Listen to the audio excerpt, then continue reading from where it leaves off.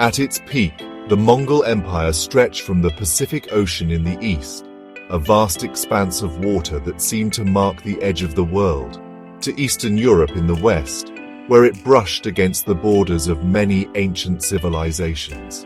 It covered much of Eurasia, encompassing a vast land area that included diverse terrains and climates, from arid deserts to lush forests. Can you imagine an empire so large?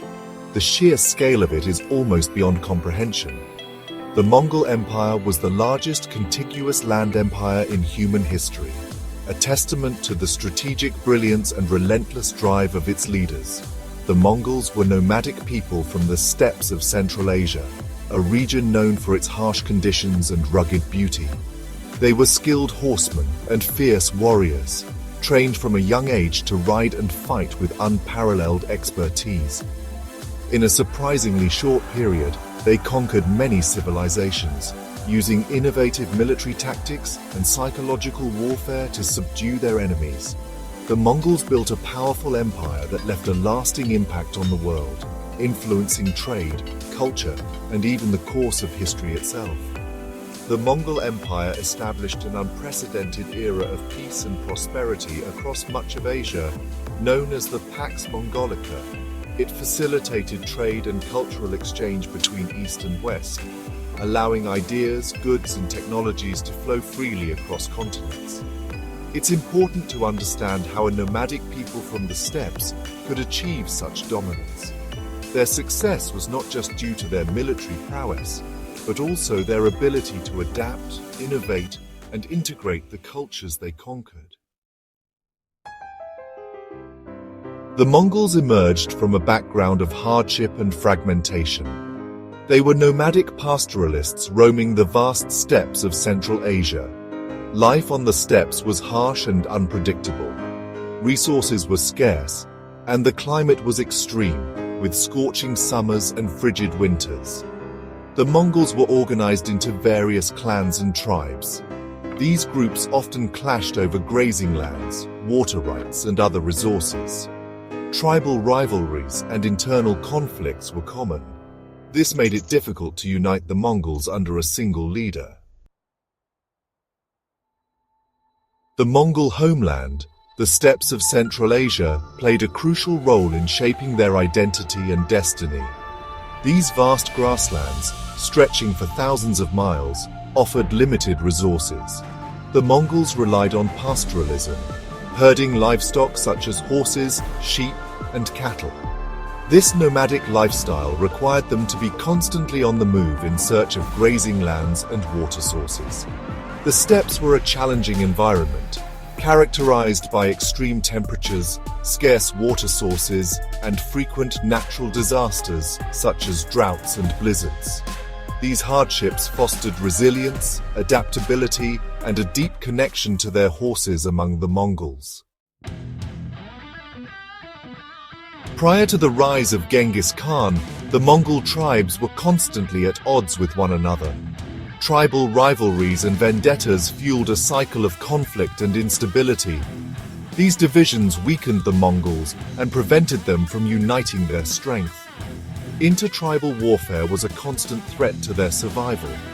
Raids and counter-raids were common, as tribes competed for limited resources and sought revenge for past grievances. This atmosphere of conflict made it difficult to establish any lasting peace or unity among the Mongols. Section 5. The Rise of Genghis Khan. A charismatic and ambitious leader named Temujin emerged from this turbulent backdrop. He was born into a noble family but faced a difficult childhood marked by his father's death and his family's subsequent ostracism from their tribe. Through cunning, determination, and military skill, he overcame these early hardships and gradually unified the Mongol tribes under his banner.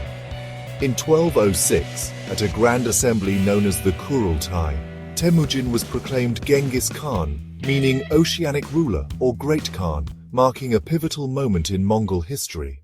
The Mongol conquests resulted in widespread and well-documented death and destruction throughout Eurasia.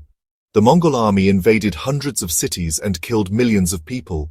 One estimate is that approximately 10% of the contemporary global population, amounting to some 37.7560 million people, was killed either during or immediately after the Mongols' military campaigns. The Mongol Empire, the largest contiguous polity to ever have existed, is regarded as having perpetrated some of the deadliest acts of mass killing in human history. Genghis Khan and his generals preferred to offer their enemies a chance to surrender without resistance. If the enemy offered any resistance, what followed was massive destruction, terror, and death. David Nicole notes in The Mongol Warlords that terror and mass extermination of anyone opposing them was a well-tested Mongol tactic. If an enemy refused to submit, the Mongols would employ a strategy of total war, with Mongol leaders ordering the collective slaughter of populations and the destruction of property. The success of Mongol tactics hinged on fear to induce capitulation by the enemy. From the perspective of modern theories of international relations, Questa suggested, perhaps terrorism produced a fear that immobilized and incapacitated the forces that would have resisted. The sheer scale of the devastation left an indelible mark on history. Section 6. Mongol Military Tactics. Genghis Khan's success as a conqueror stemmed not only from his leadership, but also from the military prowess of the Mongols. His strategic genius was complemented by the exceptional skills of his warriors, who were trained from a young age in the arts of war and survival. They were exceptional horsemen, capable of covering vast distances and enduring harsh conditions. The Mongol cavalry could travel up to 100 miles a day, a feat that left their enemies in awe and often unprepared for the swift onslaught that followed. Their cavalry was highly mobile and could strike with devastating speed and precision. This mobility allowed them to execute complex maneuvers, such as the feigned retreat, which lured enemies into traps and ambushes. The Mongols were masters of mounted archery. Their ability to shoot accurately while riding at full speed gave them a significant advantage over their adversaries, who often struggled to defend against such a dynamic and relentless assault. They used composite bows made of wood, horn, and sinew, which were powerful and accurate. These bows had a range of up to 500 yards, allowing Mongol archers to strike from a distance before closing in for close combat. Mongol warriors could shoot arrows with deadly accuracy while riding at full gallop, raining arrows upon their enemies. This tactic not only inflicted heavy casualties, but also caused confusion and panic among enemy ranks. In addition to their cavalry, the Mongols were also skilled in siege warfare. They were adept at using psychological tactics, such as spreading fear and misinformation, to weaken the resolve of those they besieged. They adopted and adapted siege weapons from the cultures they conquered, such as catapults and battering rams, allowing them to effectively besiege and capture fortified cities. Their ability to integrate new technologies and techniques made them versatile and unpredictable opponents. The Mongols' military tactics, combined with their discipline, organization, and adaptability, made them a formidable force on the battlefield. Their ability to learn from and adapt to their enemies ensured their dominance across vast territories, leaving a legacy of military innovation that is still studied today. Section 7. The Mongol Empire's Legacy. The Mongol Empire's rise to power reshaped the political landscape of Eurasia. Emerging from the steppes of Central Asia, the Mongols, under the leadership of Genghis Khan, embarked on a series of conquests that would create one of the largest contiguous empires in history.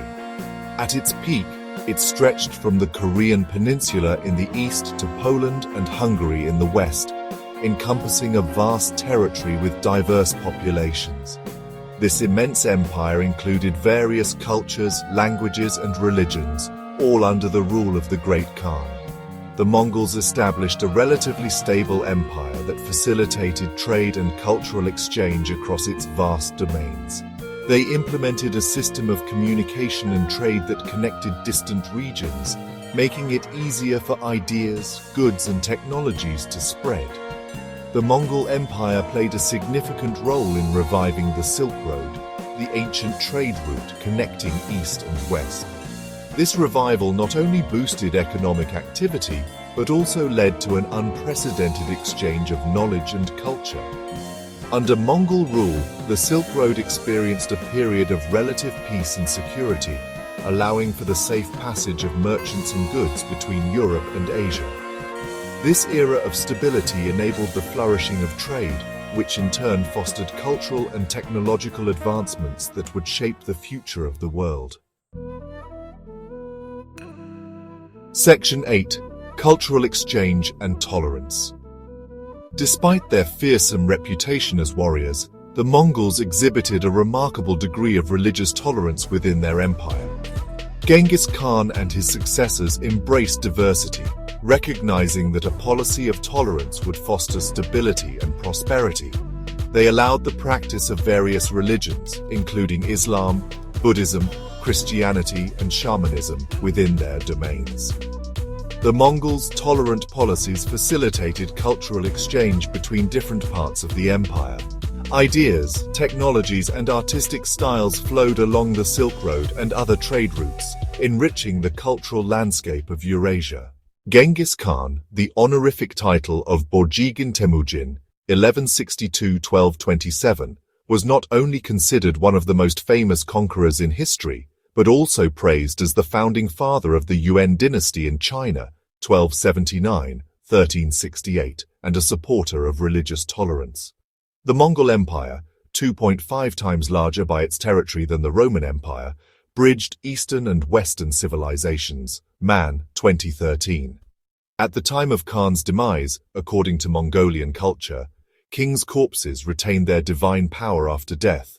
Hence their remains were buried in unmarked, highly protected and impracticable places, particularly on the mountains where they were thought to be closer to their final destination, heaven.